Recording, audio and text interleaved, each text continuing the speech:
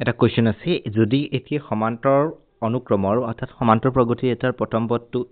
3 অৰ্থাৎ a ৰ ভ্যালুটো হৈছে আমাৰ ইয়াতে 3 আৰু সাধাৰণ অন্তৰ 4 অৰ্থাৎ d ৰ ভ্যালুটো আমাৰ হৈছে ইয়াতে 4 যদি প্ৰথম পদটো কি অৰ্থাৎ আমি জানো যে an = a plus n minus 1 into d অর্থাৎ পঞ্চম পদটো সুধিছে যেহেতু a5 = a এর ভ্যালু হ'ব আমাৰ 3 plus n এর ভ্যালু হ'ব 5 minus 1 into d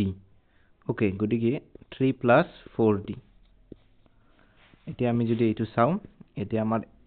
3 এর ভ্যালুটো 3 plus 4 into 4 অর্থাৎ 3 plus 16 = 19 অর্থাৎ অপশন নাম্বার B2 আমার এতে কারেক্ট চয়েস হয়ে যাব option number B is the correct choice for the given question thank you so much